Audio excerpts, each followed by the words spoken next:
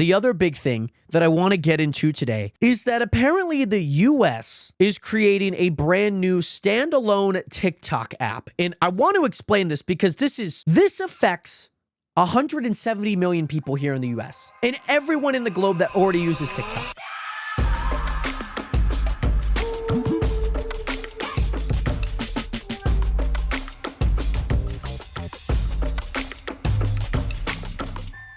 Nationers, welcome back to a brand new podcast, The Realest Podcast, episode 78.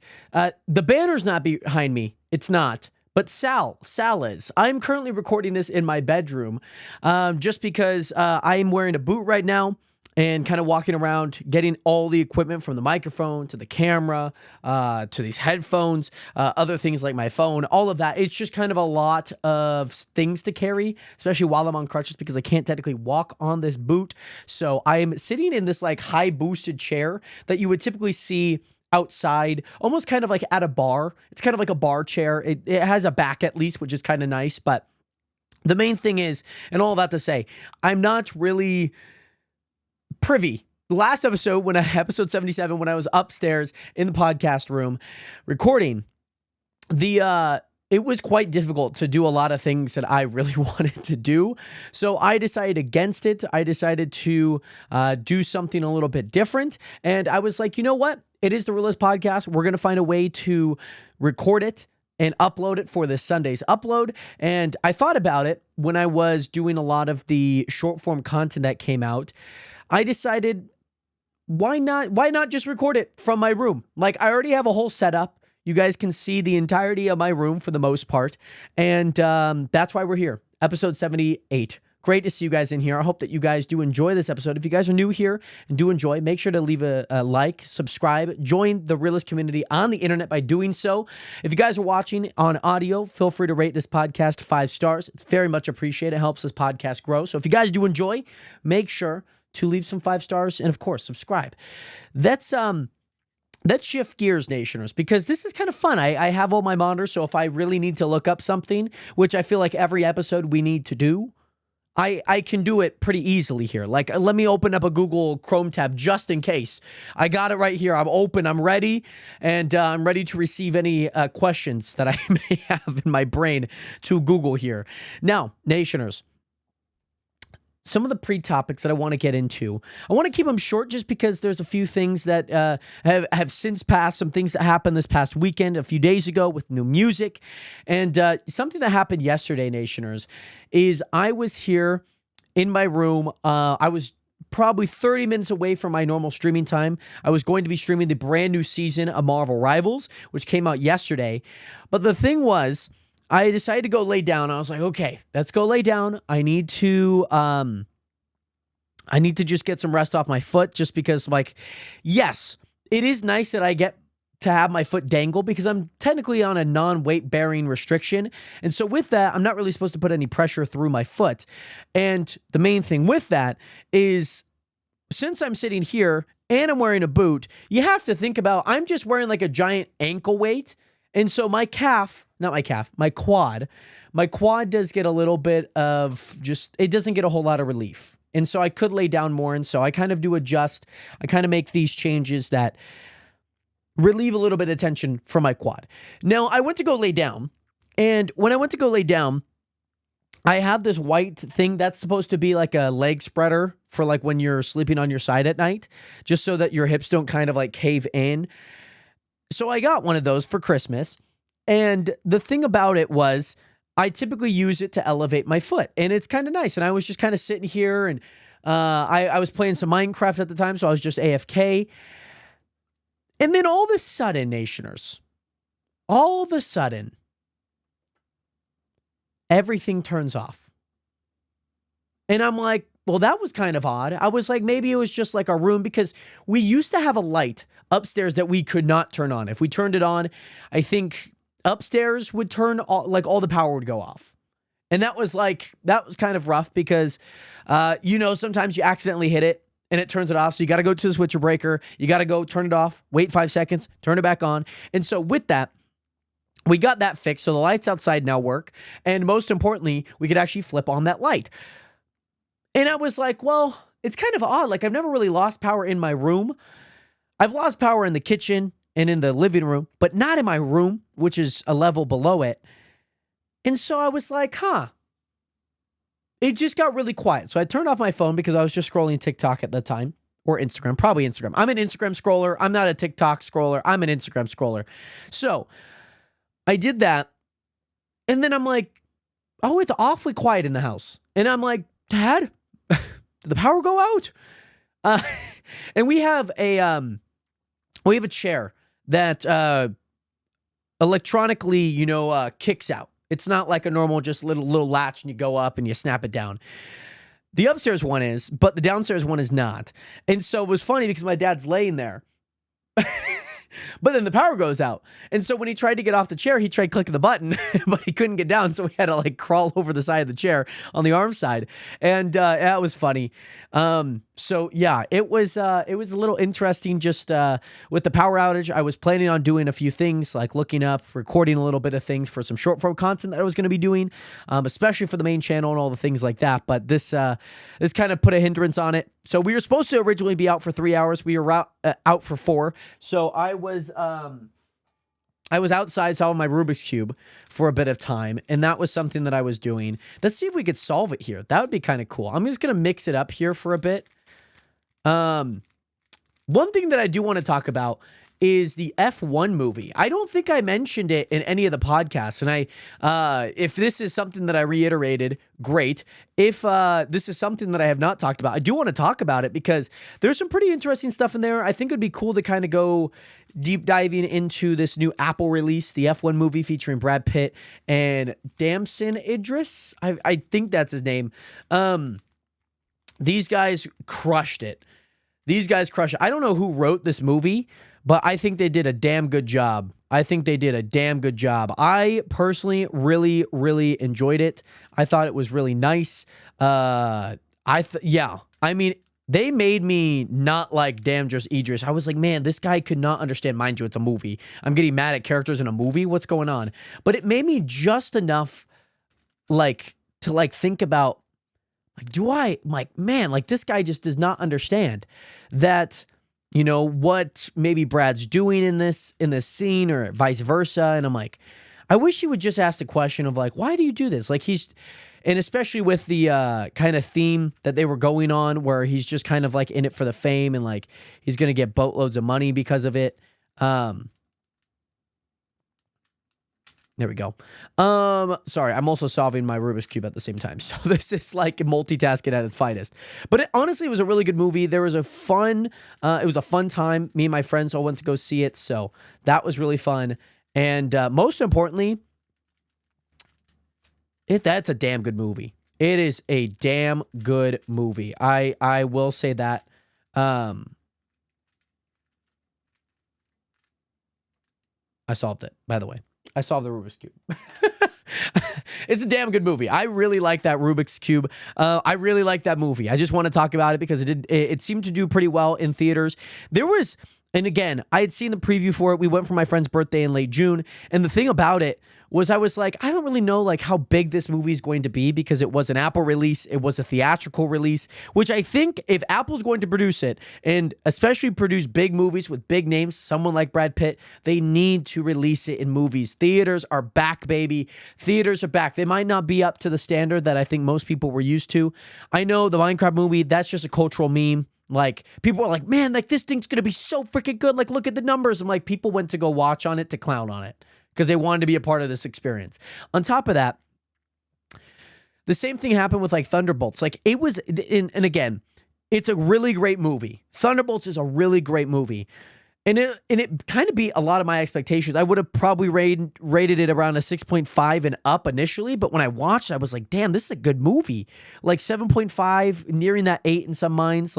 It could have been obviously way worse, but I think with what they got, what they were doing, the story that they had, damn good movie. But it didn't do so well in the box office. And so let me look up F1 movie box office. Let's see what they reached. Okay,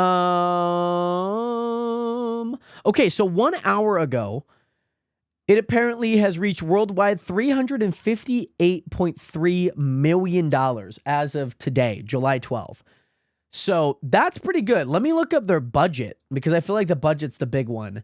The F1 movie starring Brad Pitt had a budget of $300 million. And we have to think about that was just from box office numbers, $360 million. That's just from box office numbers. So if we're talking about it in the terms of the, what is it? In terms of just the sponsorships that they had, the product placement in the movie, man, they hit on that. And oh my. So this was also another movie that I thought about, and I was like, this thing's gonna freaking flop. I'm like, Megan 1 was pretty good. We did not need to see a sequel. Let me look up Megan 1. Megan 1 box office. Let's see the box office numbers. Okay. So as of January 2023, it was released in January 2023, and it reached a box office success grossing $180 million. And that was only a $12 million budget movie. That's not bad. That's a pretty good amount. That's 10 times, not 10 times. No, 10, 12, 6, why can't I do that math? Why can I not do that math? 180 divided by 12. No, not times, divided by 12. Oh, 15, that's right. Okay, sorry. I was thinking 90 and not 60 because 5 is 60 times 12. 5 times 12 is 60. That's my bad. Sorry, math. But then the Megan 2 that released also the same weekend as F1, so in late July or late June, only has reached $10 million in the box office, which I don't know what. Let me look up Megan 2 box office, which it's saying it was a sleeper hit. The sequel struggled, earning around $22 million. Okay. It had about $10 million domestically. What about the budget on it? Because that's what I care about. Had a budget between 15 and 20 million. Okay, so it's at least broken even, which again, if that's the budget and if that's like what it's getting, it's not the worst thing in the world. It's really not the worst thing in the world. Excuse me. Megan 2 had 10 million in its first opening weekend. That's what this article's saying. However, I will say, lovely movie. I really liked Megan 1. I have not watched Megan 2. I don't think I will. They did a lot of marketing on it. The hard thing is I think a lot of movies are doing marketing the wrong way. I think a lot of movies or just a lot of brands, they're just like, let's think about it like this. Because I saw Megan Thee Stallion. I've seen the things with her and Clay. So I went to go check out Megan Thee Stallion's page on Instagram to be like, is this photoshopped? Is it real? Because I got to confirm this stuff, man. It was confirmed. They're dating, interestingly enough. However, when I went to her page, I saw that there was like a Megan 2. I saw, like, imagine if like Megan Thee Stallion was sponsored by Kraft Mac and Cheese. Like, it makes no sense. Like, I could get like a few movies here and there. I get like people are spokespeople for certain brands and certain companies and advertisement. But the thing about it is like, I like, that's not marketing to me. You're just putting this in its like, because I'm a Megan fan, not me, but like, let's say I'm a Megan fan and I just happen to scroll Instagram and I'm like, oh, that's cool. Like Kraft Mac and Cheese. Like now I know about Kraft Mac and Cheese. Like there's only so much you can do to like get new people to like know about Kraft Mac and Cheese. You know what I mean? And I think movies, and again with brands, they're kind of doing this thing where they're just like big person, big name, just get the eyeballs in front of it. Like Megan Thee Stallion doesn't make me want to eat Kraft Mac and Cheese. Am I inspired to eat Kraft Mac and Cheese because Megan Thee Stallion's eating it? Or what about if like LeBron James is eating Cinnamon Toast Crunch? I'm like, I like Cinnamon Toast Crunch, but that does not make me want to go eat Cinnamon Toast Crunch. Yes, there's probably going to be a handful of people who are like, oh my gosh, Cinnamon Toast Crunch is LeBron's favorite. I gotta eat it. Like, it's the only one that I could eat. Like, people are so dire about that. The probably big majority of people are not like that. I feel like most people are on the same boat with me, where there is a sense of just like that exists. Like they're okay, that's cool. I get people have their own brands. Like Hailey Bieber has her Rode phone case that holds lip gloss. Like that's pretty cool. But again, the marketing by some people and some brands, and of course some movies in this sense, or just music in general, they just don't have good marketing. And I feel like there's better ways to market. You know what I mean? And so, yeah, it's pretty interesting because obviously Megan, they had like a bunch of marketing stuff that I'd seen. Like I hardly seen anything on F1. I knew that it was a movie coming out and I knew that we were going to go watch it, but I hardly seen anything on it. And somehow you're telling me that it performed like what, 30 times better than Megan? That's insane. You can't like, especially with how things were going. So with that, speaking about music, Justin Bieber dropped a surprise album, like had half a day of marketing. And again, even musicians in this sense, they have an interesting marketing strategy. I thought Clips had an interesting marketing strategy. Now, I'm going to be completely honest. Justin Bieber, I have not listened to. Clips, I did listen to when it dropped. There was a part 2 on the album that is no longer on the album. And pretty interesting, to say the least, because I like part 2 more than I like part 1 on that song called So Be It. This is Travis Scott, which we talked about in the podcast previously. Now, Justin Bieber, again, I think we've seen a lot of even movies in this sense kind of shrink their marketing. Surprise marketing, like billboards, just kind of word of mouth. Like, oh my God, Justin Bieber, like, especially when news, it's almost kind of, I think that this is called wildfire marketing. And if it's not, it should be. I don't claim credit for that because I'm sure somebody said that before. But I think it is wildfire marketing because I know for the drastic majority of people, probably heard that, like, got the news that Justin Bieber's dropping. It went to all the news outlets. People are making wind of it like the day of, that it's dropping tonight. And so it's fresh in their mind.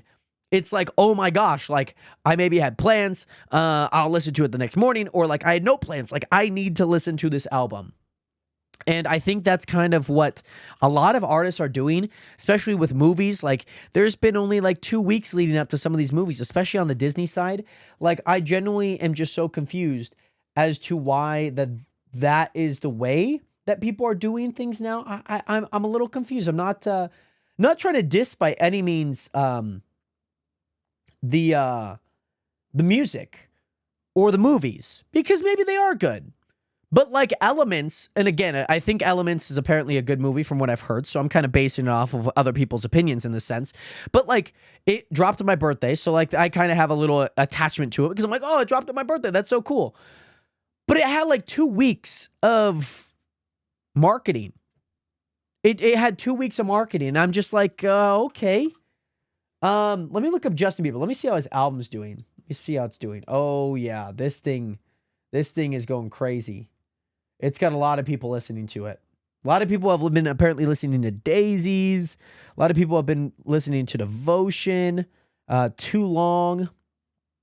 So there's been some songs that have been pretty crazy. You always tend to see a drop off, especially from song 1 to the last song on the album, which there's 21, a lot of songs.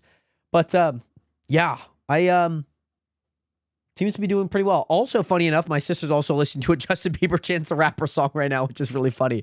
So yeah, there's been some pretty interesting revelations within marketing, just from what I noticed. I feel like I have a pretty good plug on things, like a pretty good nose on how things are marketed, especially with the wildfire marketing, the Clips, even their marketing. They dropped the album, and then that Friday, like all of the typical interviews that you would do beforehand, so like Genius and breaking down their songs, or like the Breakfast Club, or just like any type of podcast that you would go on, Apple Music, whatever it may be, all dropped that Friday. So like, it's just this accumulation. It's just this giant anthill of like, wow, okay, like this person dropped this video. I'm like, oh my goodness, like this album is out right now. So kind of the same situation, a little bit more on the back end though. Justin's a little bit prior, Clips a little bit on the back end to be like, hey, this thing just dropped. And it's not like the anticipation, like it's already dropped. You should go listen to it. Whereas Justin's like, I have not dropped this, but it's dropping tonight at 9. So it's like the inversely related relationship there. So pretty interesting in terms of what we're seeing here. On top of that, the other big thing that I want to get into today is that apparently the US is creating a brand new standalone TikTok app. And I want to explain this because this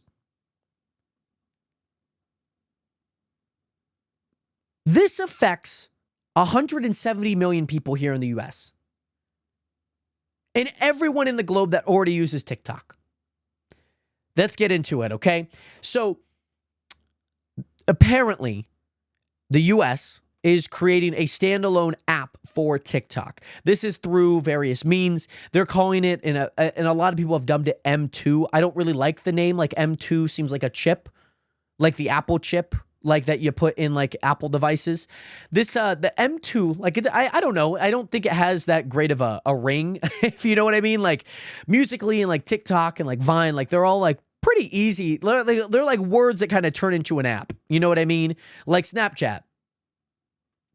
You either take a picture or you chat. It's like it doesn't get more simple than that. M2 is not giving that vibe for me. I don't exactly know what they would do with the name of it. Maybe the name does change. Maybe it is like TikTok. I don't know. It should stay TikTok, but it is, again, I want to describe how this whole thing works, because with the standalone US only TikTok M2 app, TikTok is currently building a completely new version of the app for Americans. And this comes with its own algorithm. It comes with its own data, its code base. So everything from itself is solely detached from the TikTok that we know and love right now. So imagine you have TikTok here. It's just a small little bubble that's like, it's still TikTok, but it's completely separate from it.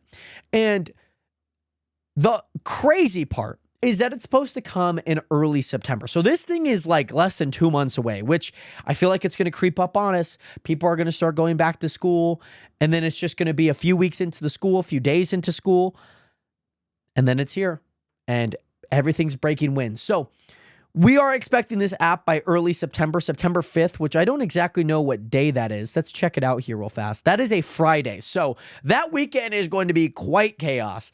Of that weekend, it's also my mother's birthday and my dad's birthday. So that excuse me, it's not my mom's birthday. It's my dad's birthday on the 7th. My mom's birthday is on the 14th. So like that period of time is typically when we celebrate birthdays.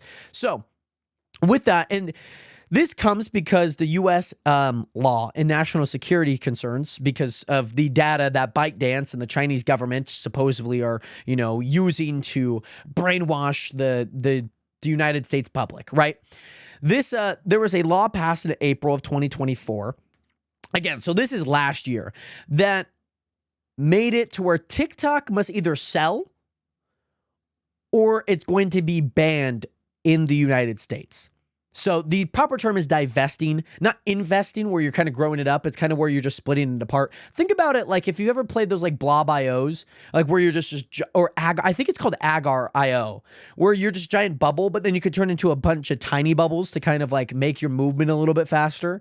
That's kind of the same concept here. So TikTok apparently is supposed to be divesting and kind of, again, making its own standalone app here in the United States.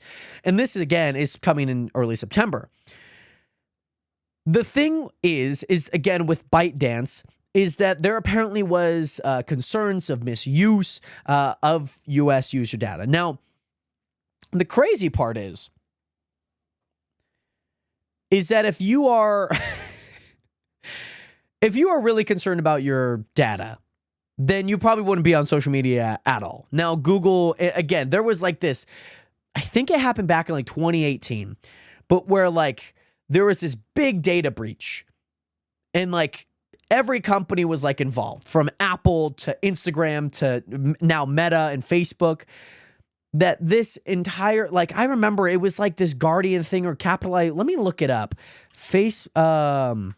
Guardian 1.8 trillion data breach, I think. Let me see if I can look this up entirely. Biggest data breach in history? Let me look up that. Yahoo data breach in 2013 to 2016. That's so sad. I know there's been some big ones. June 30th, the largest data breach in history involves 16 billion login credentials. How are you going to go through 16 billion? Oh my gosh. Let me look up like 2018 biggest breach in 2018.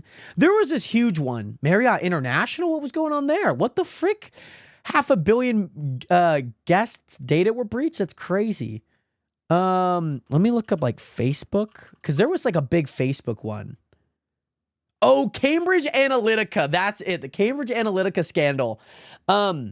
Involved the misuse of other user data collected through a personality quiz app.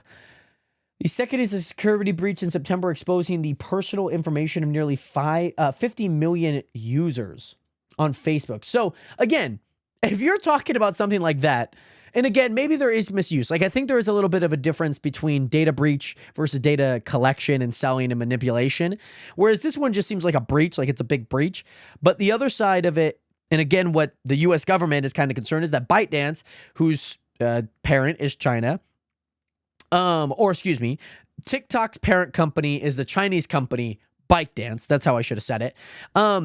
There's apparently, again, concerns that there's misuse and that the US user data is being misused in a way where they're manipulating things through algorithmic collection and keeping people on the app. Things like that. Now, again, President Trump has delayed enforcements multiple times while negotiations continue. So again, once he got into presidency, like right before he got into presidency, there was a ban on the 18th. A few days later, he's in office. TikTok is now back. There's been ban after ban. So it's extended 75 days and extended 75 days. So we've gone through one ban before. But the thing is we might actually go through a ban that's not really even a ban anymore, because in preparation for the sell, there's a handful of investors that apparently need to be housing of this brand new TikTok app. It cannot be owned solely by ByteDance. Now, yes, maybe there is a portion, kind of think about it like franchises. Like, let's say a franchise like Subway or like Famous Footwear. Famous Footwear has 17 locations here in this area, right? Not in Washington, or not in Spokane, but the general area from Idaho to other cities across Washington and Oregon. Somebody owns all of those. Now, if you go down to California, somebody owns all of those. So think about it that China, in ByteDance in this way, is owning TikTok, the global interface of TikTok from, the entire world. Again, with the divesting, somebody would need to own these franchises. Somebody would need to own this franchise of TikTok in the United States. Now, again, if a company wanted to do that all around the world, then that's great. Like everyone can kind of have their own different thing. But with apps are global for the most part. Like, yes, there's some things like movies that get banned in certain countries.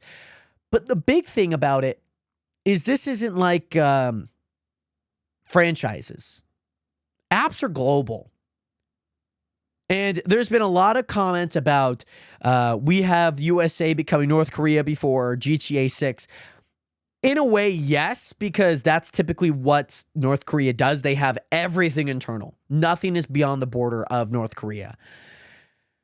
The hard part and the probably more interesting part about it that I at least have from my own perspective within this, oh my goodness, like we're becoming North Korea, is that we still have Instagram, we still have Snapchat, we still have Facebook. All of these are global apps. Like TikTok being one that's like solely in the United States is not the biggest of deal. I'm sure that there probably is other apps out there, obviously not as big as TikTok, that probably have the same structure. So there's a handful of people that need to, or there's a handful of people in line to apparently buy the US version of TikTok. These include Oracle, Blackstone, Andreessen, Horowitz, KKR, Susquehanna, don't know if I pronounced that correctly, in General Atlantic. So these are big companies. These are people with billions of dollars, because apparently the bid is valued at around $20 billion, which is a lot of money. Like not many people just have $20 billion. Really, like to be honest. So when you think about it, there are these big groups and these big companies that, again, think about it like Disney. Disney owns a lot of different IPs and things, and everything is like a pyramid in a way. It's not a pyramid scheme, but a lot of things are like pyramids, and so everything is basically from the top up, and it trickles down through Disney, through Star Wars, and then, through the theme parks and different things like that, through the movies, all of that. So there's a handful of people that are in line to prepare a bid for TikTok. The other hand, though, is if TikTok is creating a US version of TikTok, China would have to accept that offer. Now, again, TikTok is creating this US only app, but the hard part is that I don't think that they want anyone but ByteDance to excuse me. The reason why TikTok is not really wanting these companies to buy it for the US standalone TikTok M2 is that a lot of the selling point is that they would also love to include the TikTok's recommended algorithm and a lot of the big assets that kind of come from ByteDance's parent company, or TikTok's parent company in ByteDance. The hard part about this is that the Chinese authorities are reluctant to make that happen. And so, again, if that does not happen, if this app exists and there's no buying of this, there's no bid for it that actually goes through, and now somebody in the United States owns it with third-party reviews. The hard part is this app really doesn't exist. It's just, it's like Akon City. It's Akon land. There's a plot of land that exists, but there's nothing done with it.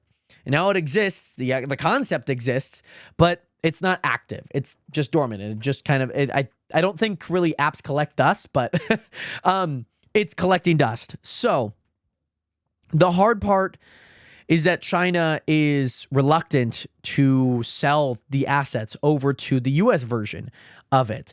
And so things might need to be prepared for itself.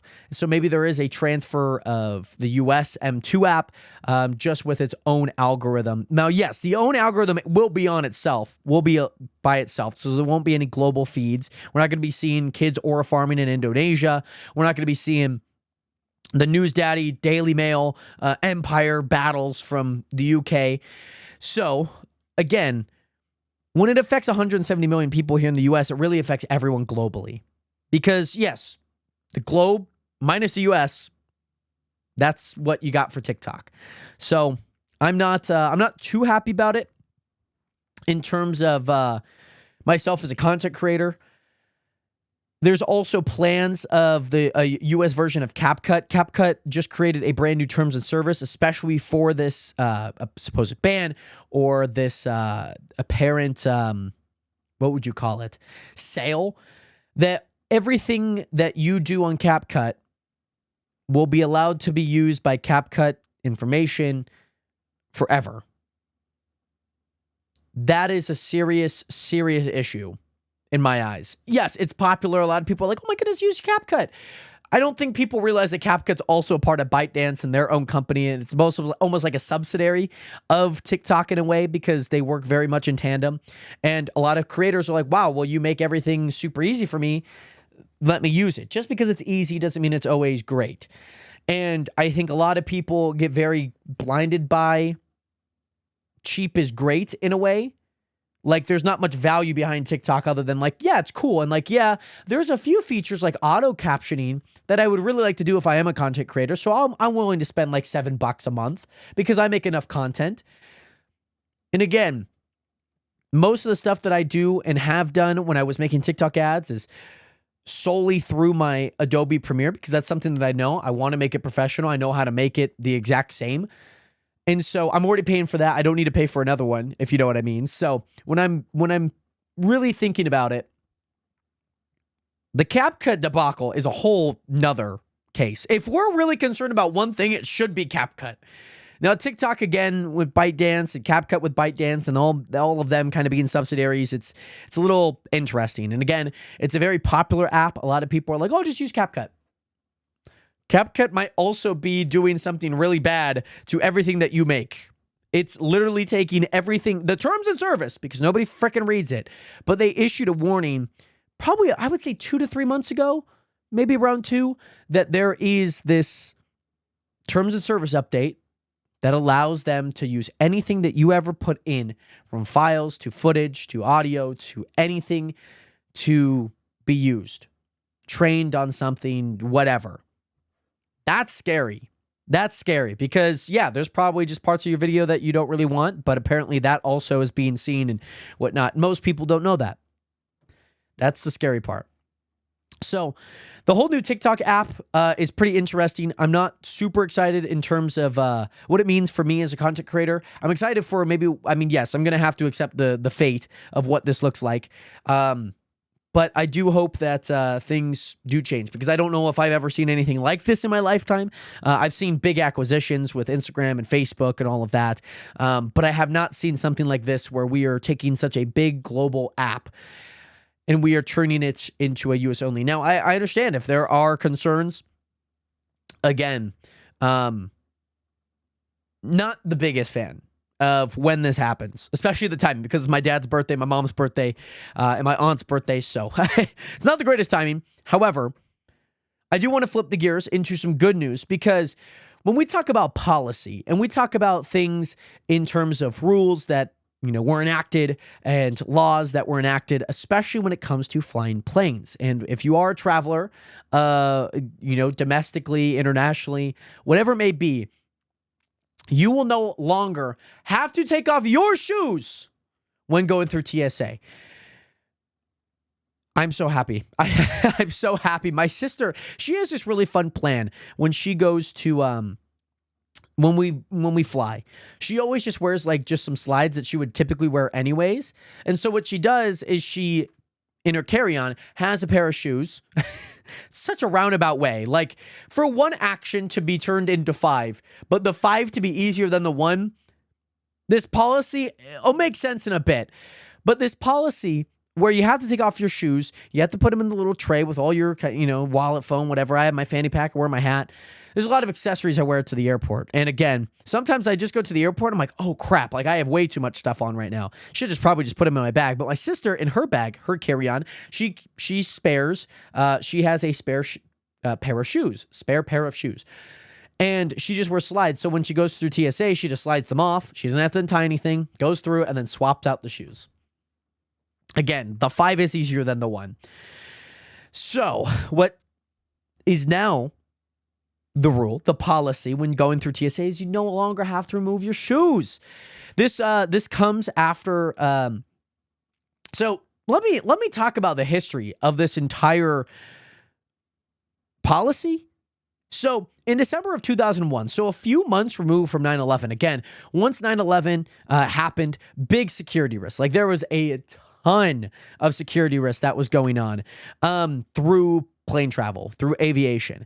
And TSA, was going through a lot of things. And in 2001, December of 2001, the FBI had caught a guy storing a bomb in his shoes. So think about like thick, like work boots, almost like Timberlands, kind of like those beigey, yellow orange shoes, like the sole of it, that bottom. He had apparently hollowed out a section of it that had a bomb in it. And he was preparing to detonate it mid-flight. And apparently, the FBI had discovered that bomb would have been big enough to actually take out the plane. That's kind of scary. And so, 5 years later, Nationers, they enacted the shoe policy rule. 5 whole years later.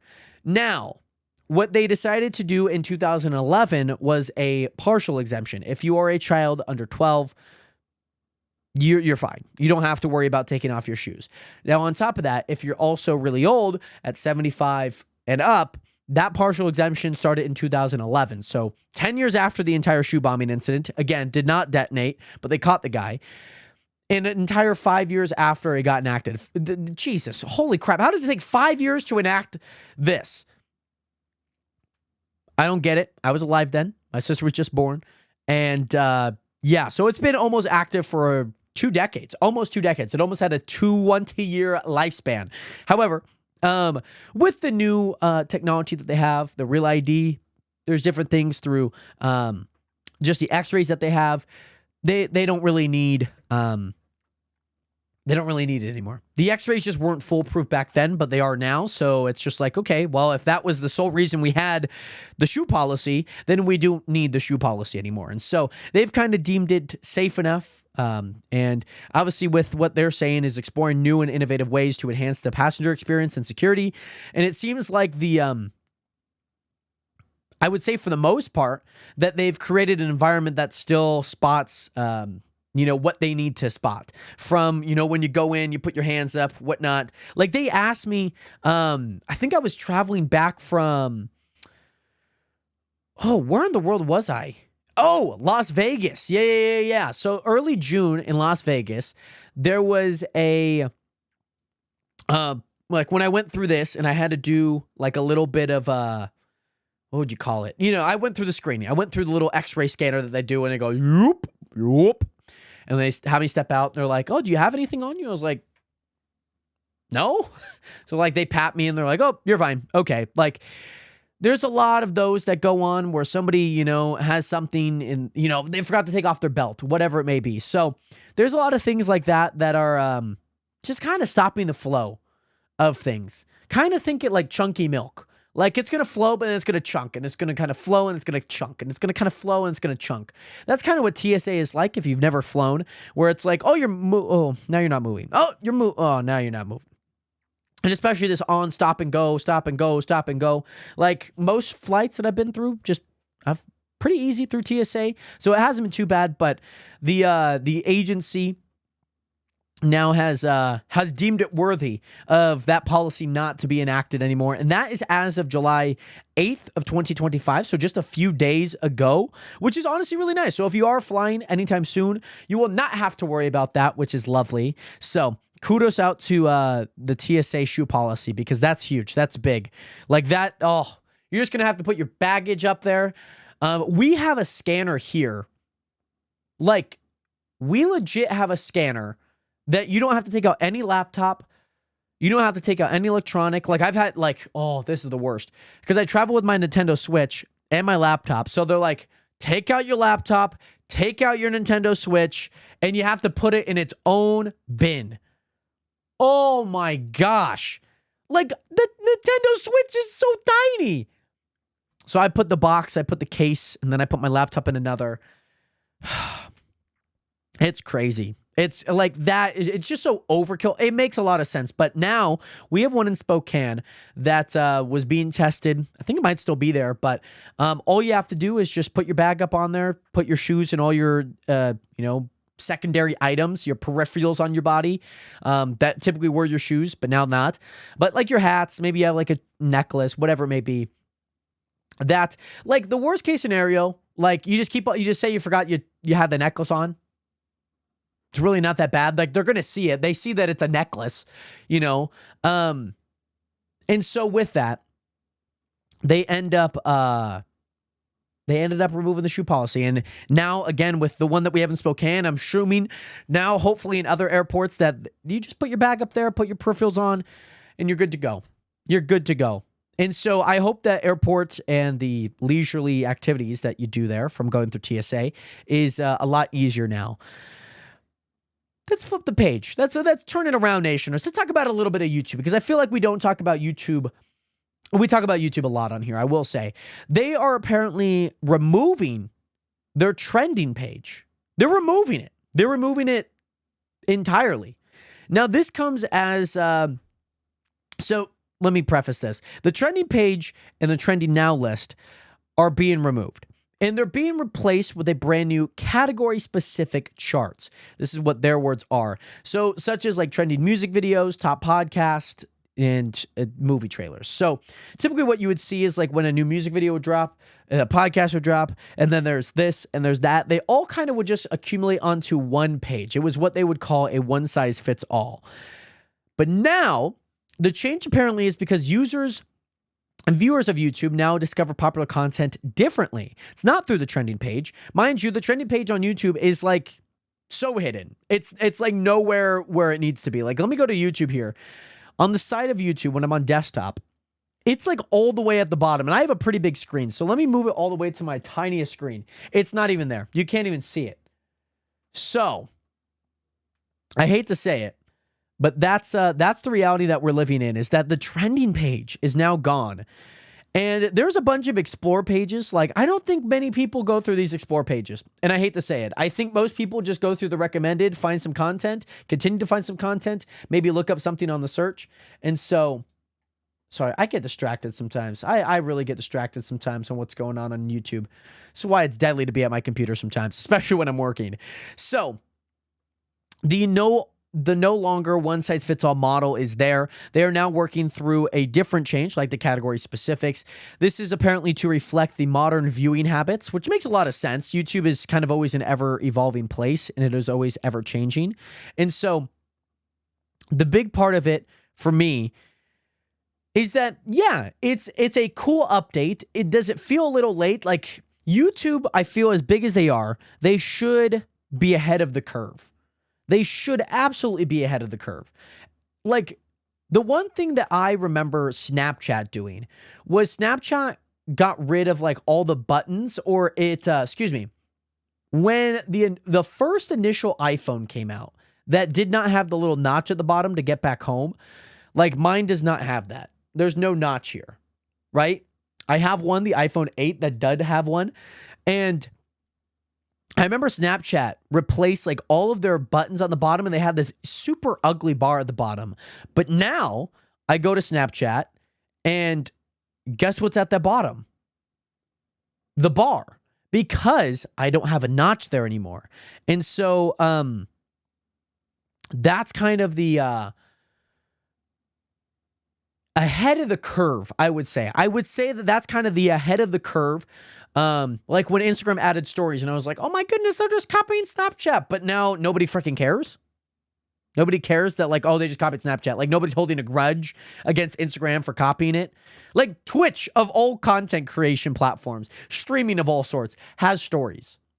The concept can be placed in many different ways. And so, YouTube with the trending page, I hate to say it, but they are a little bit behind the curve here. I think they should have changed this probably when COVID was happening, or just like right after it, 21, 22. I think that so many people have been getting content just by going to YouTube. Oh, I like this. I like this style. I like learning about like fan theories on like SpongeBob. Okay, here's like a list of a whole bunch of fan theories. And so apparently users can still browse non-personalized trending content through the Explore tab, creator pages, and subscription feeds, which, again, these are all the non-personalized, like everything that you subscribe to, everything that you're wanting to explore, again, you're going to find in here. Whereas, like, the recommended page and the homepage on YouTube, that is all just like, I guess maybe there's something I could click on that I might like. And so this is an interesting one. And apparently they're supporting creators continues. The support for them continues. Tools like the Inspiration tab and Hype features. I have not used the Inspiration tab, and I hate to say it. I've not used the Inspiration tab like for any good use. I maybe used it once to try it. Let's look it up right now. Let me go to my clips page, because that's where I'm posting a lot of content right now, and there's been a lot of content that's been very handily on there. We just reached 2,000 subscribers on there, which is super awesome. 2020, by the way, 2020. So we just reached that on there. Super awesome. I posted a Lord Virgin album review, and it's done really well. The reception's been really awesome to see. So like, that's been super awesome. And a bunch of people are listening to that. And so the other aspect, where do I even find the Inspire? Where is it? Is it content? No. Yes. Content. Okay, there's Ask Studio. Now, I do think the Ask Studio will be used a lot. The content, though, inspiration, it's all the way on the left. So let's say ideas for your next video. Okay. Let's do spark an idea. Give me a topic. Give me an idea about Marvel Rivals. Let's just see. I like Marvel Rivals. Let's get it. Give me an idea about Marvel Rivals. Just want to see what they can pop up here. So Marvel Rivals hidden storylines explained, Marvel Rivals ultimate team battles, the best Marvel Rivals villains ranked, Marvel Rivals ultimate power comparison, the best Marvel Rivals mods and hacks. Okay. Like, cool. It's not like, it's not bad. It's not great in my eyes. One of the thumbnails has 2 Captain Americas on it. 3, 4, 5 of them on one of them. That includes let me do like about funny moments. Funny moments. I feel like funny moments are like a dead concept. I hate to say it, but I feel like funny moments are not the concept that it used to be. I feel like it's very different now. Give me an idea about funny moments in Minecraft. Let's do that.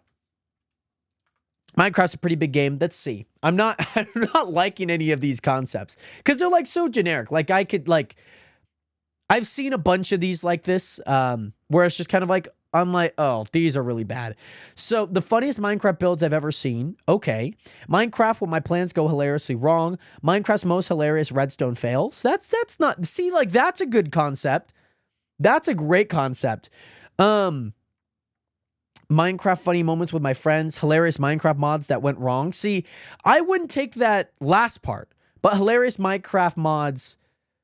I tried hilarious Minecraft mods. That's a great concept, by the way. That is a great concept. I'm going to save that one because I can remember that. I think that's a great concept, to be honest.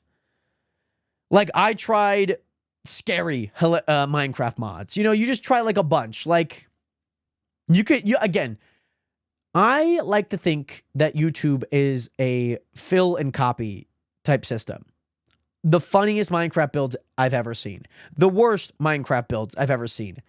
The scariest. The largest. Again, you could just kind of fill and copy that idea. Pillars, in a way. So let's give it an idea that's super interesting here. So, try a question like, how does solar power work? How to grow on YouTube, or how to grow a podcast on YouTube. Let's see if they come up with anything, because we're a podcast. We're the realest community on the internet. Let's see it here. So the inspiration, YouTube algorithm, how to get discovered. Okay, that has nothing to do with podcast. Building a loyal audience on YouTube. Okay. Maybe building a loyal podcast audience on YouTube. But again, I guess these are how-tos, because the ideas are like, yeah, they're not answering my question. They're like, okay, I see what it's doing here. Monetizing your podcast, how to monetize your podcast on YouTube. Okay. How to collaborate with guests on podcast. Like that's pretty good. I like, it's all right. Like, let me give it, let me do like something really cool, because I'm going to be talking about this in full detail very soon. The Ryan Trahan Airbnb series. Let's see what it can give us here. Ryan Trahan and his wife Haley have been crushing it with this series. It's been super fun to watch. Okay. So we got Ryan Trahan Airbnb series, a deep dive review. Okay. And based on my suggestions, it's staying in the podcast. I don't think I like that title at all. That title's awful, if you ask me. I have a title for it that I already know that I am going to enjoy. Like, especially with some of the content that we've been pumping out on this podcast, I know exactly what it is. So, designing a perfect Airbnb for Ryan Trahan. That's my version of this title. The original title that has it here is designing a perfect Airbnb stay with Ryan Trahan. Ryan Trahan's Airbnb adventures, the best locations. Okay. Ryan Trahan Airbnb secrets, tips, and tricks. Okay.